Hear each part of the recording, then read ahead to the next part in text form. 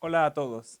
Ahora vamos a ver un poco sobre cartel, sobre todo el estilo de cartel que utilizó Toulouse-Lautrec, que es una influencia japonesa. O sea, él tomó una influencia japonesa para poder desarrollar sus carteles.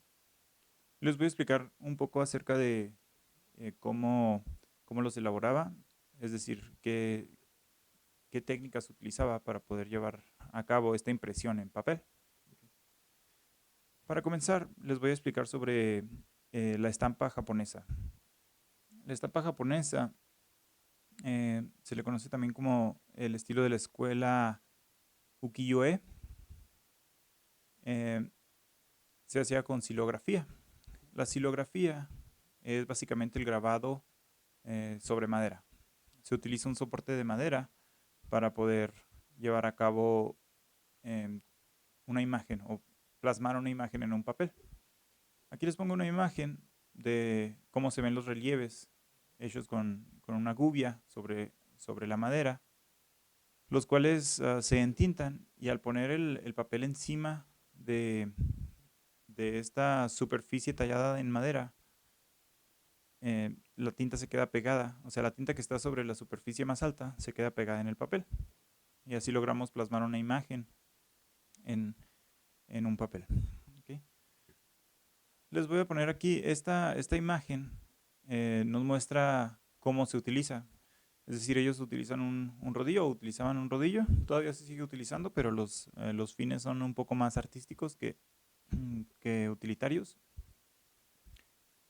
Bueno, eh, como pueden ver en esta imagen, alguien pues con una gubia o con algo para tallar la madera le hizo ciertos surcos, entonces esto provocó un relieve. El relieve, o digamos la parte más alta del relieve, cuando le pasas el rodillo que es liso, se queda la tinta pegada a esta parte alta. Y la parte más baja, pues como no tiene tinta, no va a marcar el papel. Entonces ya cuando tú pones el papel encima, lo sacas y en este caso se ve una especie de ave. eh, al principio del siglo XIV se empezó a desarrollar esta técnica y ellos solamente utilizaban papel y tinta negra. Entonces casi todos los grabados eran en tinta negra, así como podemos ver en la imagen. El estilo ya se estaba más o menos definiendo, pero notaron que era más popular. La gente, digamos que lo compraba más, la burguesía japonesa compraba mejor los grabados con color. Entonces buscaron una forma para poder imprimir sus papeles en diferentes colores, o que no nada más sea en negro. Para esto desarrollaron un método en donde haces varias placas con el mismo dibujo. Digamos, por placas me refiero a pedazos de madera. En este pedazo de madera, digamos en el primer pedazo de madera, la parte que está en relieve, ponemos en un ejemplo que es un pájaro, ¿no? La parte que está en relieve es la silueta del pájaro. En esta otra, la parte que está en relieve alto es el fondo del pájaro y el relieve está en negativo. Entonces, lo que hacían era entintar con tinta negra la primera placa y así el pájaro iba a quedar en tinta negra. Y entonces entintaban con tinta de color la segunda placa y entonces el fondo iba a quedar de algún color. Aquí les pongo una imagen para que ilustre un poco mejor de lo que estoy hablando. Una placa tiene un relieve positivo y una placa tiene un relieve negativo. En una se entinta en color negro y en otra se entinta en color rojo. Y cuando ya ponen el papel sobre las dos placas, da como resultado esta imagen que pues ya tiene dos colores. Ok, el grabado se desarrolló en el siglo XIV, pero tuvo su mayor impulso en el siglo XVII durante el periodo Edo, así se llamó este periodo allá en Japón. En este periodo no permitían a los japoneses salir de su país, tenían que estar ahí y no tenían permiso nadie ni entrar ni salir. Era algo así como lo que está pasando digamos, en Estados Unidos ahorita con esto de la pandemia que tiene cerradas sus fronteras y nadie entra ni nadie sale, solamente tal vez comerciantes. Bueno, En este periodo, salir del país, no se podía salir del país. Entonces todo el entretenimiento para para la burguesía, o sea, para los ricos japoneses, se llevaba a cabo dentro del mismo país y con la misma gente del país. Pero, pues claro que a todos nos gusta tal vez viajar para conocer algo diferente, ver algo exótico, algo que no es común. Entonces lo que hicieron es desarrollar una forma de danzas, teatros y actividades que, que ellos los hacían de una manera muy peculiar, lo cual resultaba en algo exótico, como que era lo que andaban buscando esta burguesía japonesa. Todo entretenimiento para la burguesía era dentro del mismo país. Lo exótico eran las mismas personas que desarrollaban actividades específicas como la danza, el teatro e incluso la prostitución. Por ejemplo, las geishas que aprendían muchas cosas para poder entretener a cierto público. Eh, y ellas se disfrazaban regularmente de ciertos estereotipos de belleza, es decir, no se vestían como una mujer común y corriente como todas las demás que había en el país, sino se pintaban la cara de cierta forma, los labios de cierta forma, y al final eh, los rasgos que ellas presentaban eran muy similares porque pues era pintura sobre su rostro. Aunque si no tuvieran esa pintura encima serían muy diferentes, ellas estaban siguiendo un mismo estilo, un mismo estereotipo de belleza, entonces todas tenían que verse iguales. Aquí les voy a poner un grabado que representaba un poco del teatro kabuki. El teatro kabuki era también otro de esos espectáculos que se desarrollaron dentro de este país para, digamos, alimentar las necesidades de esta burguesía japonesa que quería entretenerse, ¿no? No estaba a gusto con estar encerrados dentro de su propio país. Entonces se desarrollaron estos espectáculos, estas personas como las geishas, también la lucha de sumo, todo esto floreció dentro de ese tiempo, del periodo Edo. Y la gente hacía, o los artistas, hacían estos grabados y la burguesía los compraba como para recordar ese momento que vivieron cuando estaba presentándose la geisha enfrente de ellos o la obra de teatro eh, en algún lugar. Entonces, esto no era como ahorita conocemos un cartel, no estaba anunciando un evento, sino más bien estaba retratando lo que pasó. Y esto le servía como una especie de souvenir a las personas que estaban ahí, eh, tomando como entendido que pues no podían ir por un souvenir a un lugar exótico como Egipto o América o otro lugar porque pues, no se podía, no les permitían viajar. Aquí vemos este estilo que ya está desarrollándose o que ya se estaba desarrollando en este momento. Eh, Tenemos figuras de geishas, que era como les decía lo que pintaban, porque eran estas mujeres exóticas dentro de su propio país, no, o sea, no tenían que salir a ningún lado para ver algo diferente. Pero aquí también vemos esa composición que ellos utilizaban. Más adelante vamos a hablar un poco de la composición de los elementos, o sea, es decir, cómo acomodaban los elementos dentro del espacio para generar cierto interés, que no se vea tan aburrido o monótono. La demanda de estas xilografías fue tanta que se desarrolló esta técnica como forma de reproducción masiva. Es decir, si un artista se pusiera a hacer de una por una cada imagen, pues tardaría muchísimo tiempo en suplir la demanda que tenían estas imágenes. Por lo tanto, se dieron a la tarea de desarrollar a la perfección o lo más que pudieron esta técnica en donde con un solo tallado en madera que hacían, podían imprimir miles de papeles. Entonces no tenían que estarlo dibujando una y otra vez, simplemente con un rodillo entintaban, ponían el papel encima y sale uno, entintaban, ponían el papel encima, sale otro, y así era algo rápido y con esto podían eh, pues darle a la burguesía lo que necesitaba, lo que estaba pidiendo y en donde se quería gastar el dinero. Entonces, para eso desarrollaron esta técnica. Aquí vemos una imagen. Este tipo de grabados los utilizaban también para erotismo. Es decir, dibujaban o pintaban mujeres teniendo relaciones sexuales con hombres, pero ya después como que evolucionaron su arte y para satisfacer las necesidades de estas personas que compraban estas imágenes, pues empezaron a hacer cosas más raras, más poco comunes, como vemos como vemos aquí, por ejemplo, un pulpo que está teniendo relaciones con esta mujer, ¿no? Después tenemos eh, esta imagen de un personaje del teatro kabuki. También hay unas máscaras que están muy interesantes, que son las máscaras del teatro kabuki. Esta es una máscara que representa tal vez a Hanaya, un demonio, o digamos esta representación ese monstruo interior que todos llevamos dentro y que de repente en un momento de enojo dejamos salir. Bueno, enseguida vemos una imagen de luchadores de sumo. Todo esto representaba, digamos, momentos felices para las personas que disfrutaban de estos shows. Entonces, pues a todos nos gusta tener, digamos, fotografías de aquel momento cuando fuimos a la playa o aquel momento cuando tuvimos una fiesta de cumpleaños.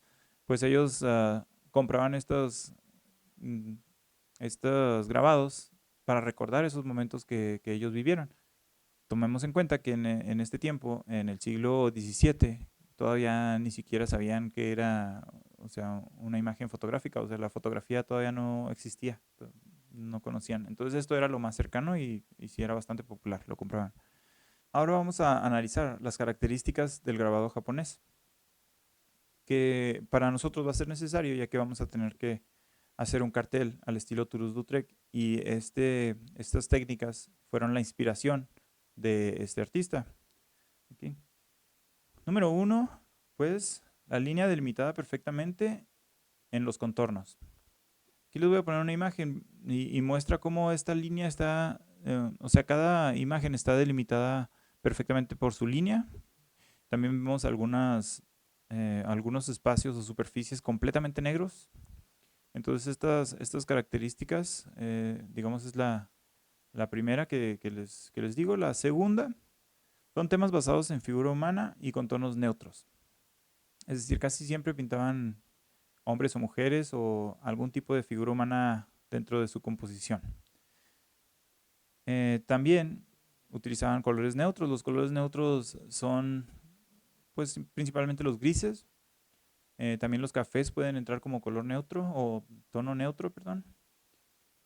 Eh, el verde olivo, todos estos colores como apagados. No pueden ser, o ellos no utilizaban colores muy fuertes, ni el azul puro, o sea, existen algunos colores primarios, esos ellos trataban de, digamos, no utilizarlos o tal vez no tenían la posibilidad de obtenerlos, así es que utilizaban estos tonos eh, neutros. Aquí como en la imagen vemos algunos verdes olivo, unos amarillo ocre, unos cafés y como color ladrillo también. La tercera característica era una composición asimétrica con con una perspectiva en diagonal. ¿Ok? Como les había mencionado anteriormente, la composición es cómo se acomodan los elementos dentro del espacio. Entonces, si se fijan, en estos grabados casi nunca ponían un objeto en el centro y viendo de frente, o sea, no era simétrico. Si tú doblabas la imagen, no empataban una con otra. O sea, ponían tal vez dos personajes de un lado, un personaje del otro. Otra característica era también que utilizaban números nones casi para todo. Es decir, todos los elementos que ellos ponían tenían que ser números nones. Eh, la palabra cartel viene de España en el siglo XVII. Se exhibían papeles que exponían la cartelera de participantes que iban a torear ese día. Pero eran, digamos, estos carteles o el inicio del cartel no era un cartel impactante, no buscaba impactara al público. Simplemente tenía su función informativa. Eran letras, así como podemos ver en la imagen, letras y con la información detallada de qué es lo que iba a pasar, cuándo iba a pasar y quiénes, o sea, la cartelera de personas que iban a participar en este evento, los toreros que iban a torear al toro. Más o menos este era el estilo de, o sea, esto era a lo que ellos empezaron a llamarle cartel. Entonces, aquí encontramos de dónde viene la palabra de España, con estos primeros carteles que se hicieron para invitar a la gente a acudir a las corridas de toros. Y por otro lado tenemos a la estampa japonesa, que pues fue inspirada por este cierre de fronteras en donde la gente no podía salir ni entrar y había gente muy rica dentro de este país que quería entretenimiento. Entonces los artistas empezaron a pintar o dibujar o grabar imágenes de estos eventos exóticos que se hacían para la burguesía japonesa. Entonces tenemos estos dos. Digamos que Toulouse-Lautrec logró combinar los dos y darle un uso comercial o publicitario. Esto pasó durante la Revolución Industrial. Es decir, ya como que las empresas estaban empezando a crecer, ya estaban empezando a formarse grupos de poder donde una minoría contrataba a una gran masa de gente y a ellos les pagaban dinero, entonces ya se empezaba a formar la economía como la conocemos ahorita. Para esto, pues fue requerido, digamos, Toulouse-Lautrec y algunos otros cartelistas a mediados o finales del siglo XIX, que es a finales de 1800 más o menos. Entonces aquí ya llegamos al estilo de cartel que tiene Toulouse-Lautrec. Como pueden ver en esta imagen, tiene más o menos las características que había mencionado anteriormente para los carteles de la estampa japonesa. Esta línea negra delimitando pues la figura, estas como que partes que están completamente oscuras, estos tonos neutros. Tal vez aquí ya he empezado a utilizar unos colores un poco más vivos, pero siguen siendo colores apagados. Entonces, Toulouse-Lautrec digamos, no inventó esta técnica porque él, en vez de hacerlo como los japoneses lo hacían en xilografía, él utilizó una técnica que en ese entonces era más o menos nueva, que apenas estaba desarrollando, que se llama litografía, que es básicamente lo mismo, pero sobre piedra. Entonces, en vez de estar con una gubia tallando la madera, ellos con un lápiz graso hacían el dibujo sobre una piedra ya previamente preparada, la alisaban y hacían todo un proceso. Y a través de ácidos y otras sustancias químicas hacían que la tinta, cuando agarraron el rodillo, solamente se quedara pegada en la parte, digamos, más profunda, que era en donde habían dibujado. Entonces, aquí surgieron nuevas reglas para hacer un cartel. Número 1, el cartel no puede ser oscuro ni difícil de entender. Aquí la parte más importante de esta frase es que no debe de ser difícil de entender. Tienen que poderlo interpretar fácilmente, sin tanto reborujo y sin tanta explicación. ¿Okay? Número 2, la función es político, comercial o referido a espectáculos.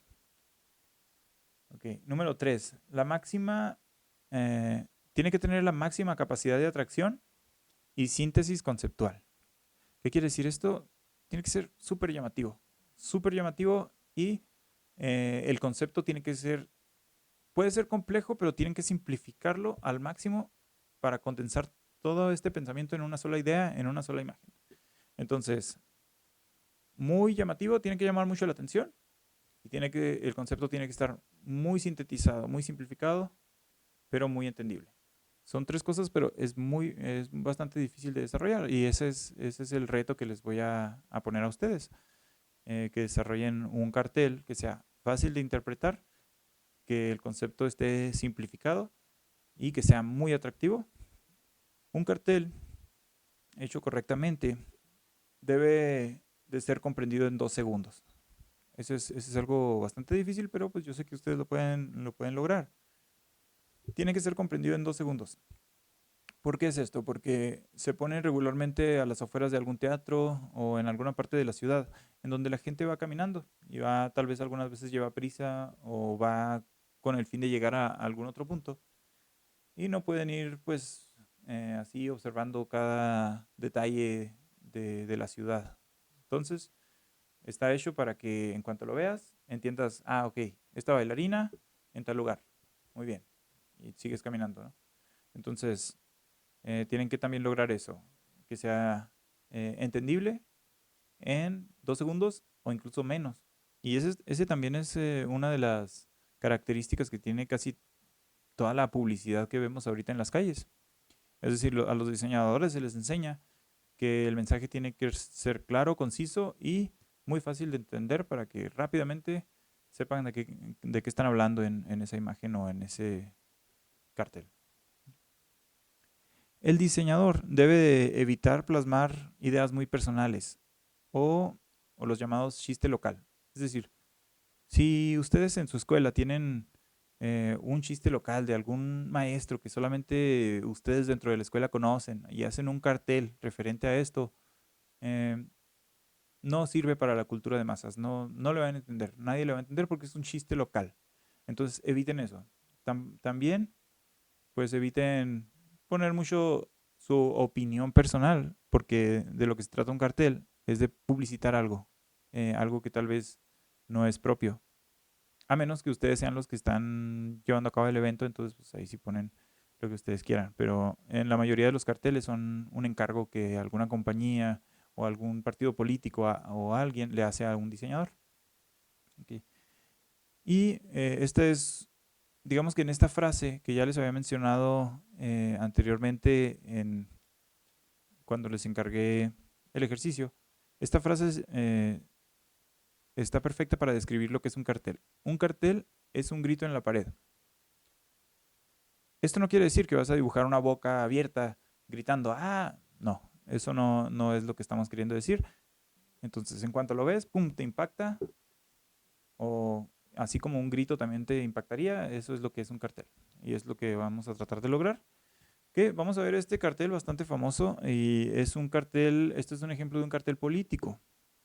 Aquí están pues promocionando que se enlisten al ejército en Estados Unidos y vemos estas características del cartel. O sea, esta persona está apuntando diciendo, I want you. Es decir, yo quiero que tú te unas al ejército americano.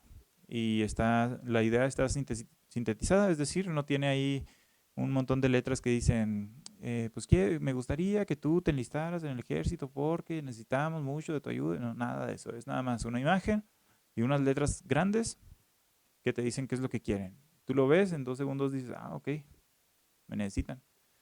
Entonces vamos al siguiente ejemplo, que es un cartel comercial. Aquí, Coca-Cola se caracteriza por siempre tener una botella específica, como que se preocupan por hacer una botella que en cuanto la gente la vea diga, ah, es Coca-Cola, o sea, es esa marca. Entonces, como vemos en este cartel, pues también una imagen llamativa y poquitas letras. Una idea clara, concisa y rápida de entender, fácil de entender. Y finalmente pues tenemos el cartel referente a eventos. ¿Qué vemos en esta imagen? Ahí vemos personas vestidas como para ir a una ópera. Vemos un payaso, tal vez la ópera se va a tratar de un payaso y vemos una damisela, ¿no? Entonces tenemos las letras arriba, que es el título del evento. Eh, Tal vez tenemos el nombre de las personas que van a participar. Y los carteles modernos tienen abajo una parte en donde pones especificaciones legales, pero bueno, aquí como estamos viendo los principios del cartel, pues todavía no ponían todos estos términos y condiciones legales. Ok, como ya les había mencionado, el cartel que hacía Toulouse-Lautrec lo hacía sobre piedra, que se le llama litografía.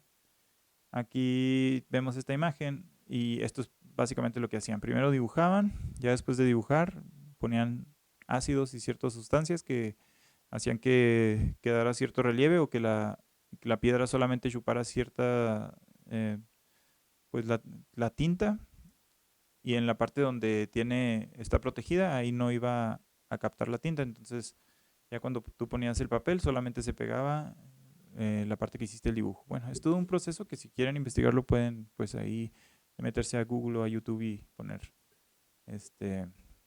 litografía. También es importante ver que los carteles no llevan una gran cantidad de colores.